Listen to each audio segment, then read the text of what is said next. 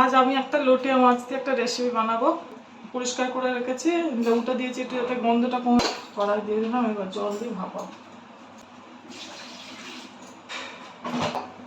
Gas জ্বালিয়ে দিয়েছি, এবার আমি এটাকে ঢাকা দিয়ে একটু ভাপিয়ে নেব। লটিয়া মাছটা আমার ভাপানো হয়ে গেছে। এবার এই দেখুন, এর মধ্যে আমি পেঁয়াজ, রসুন আর কাঁচা লঙ্কা নিয়ে রেখেছি। পেঁয়াজ, রসুন আর কাঁচা লঙ্কাটা বাটবো। কড়াটা আমার গরম হয়ে গেছে, এবার এতে আমি একটু তেলটা একটু বেশি লাগবে। এই মাছ রান্না করতে গেলে একটু তেলটা বেশিই লাগে। তেলটা আমার গরম হয়ে গেছে, এতে আমি একটা শুকনো লঙ্কা দিয়ে দেবো পুরো। পেঁয়াজ বাটা রসুন বাটাটা দিয়ে দেবো। টমেটোটা ম্যাশ করে দেবো।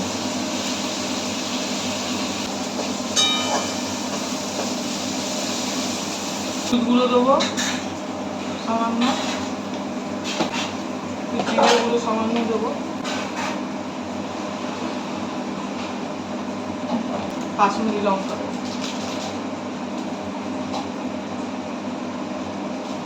দুটো কাঁচা লঙ্কা ফাটিয়ে রেখেছিলাম, সেই কাঁচা লঙ্কাটা মশলাটা আমার ভাজা ভাজা মাছটাকে এবার এর মধ্যে আমি দিয়ে দেবো।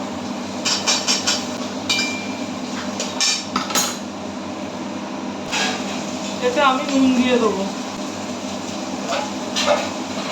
কেটে রেখেছি ধনে পাতাটা পরে দেবো। এর মধ্যে এবার আমি ধনে পাতাটা দিয়ে দেবো।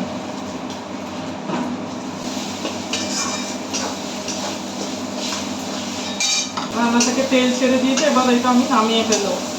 রান্নাটা হয়ে গেছে। আমি যেভাবে রান্নাটা করেছি ওইভাবে করে দেখবেন, বাড়িতে খেয়ে ভালো লাগবে। আর আমার চ্যানেলটা লাইক, সাবস্ক্রাইব আর শেয়ার করবেন।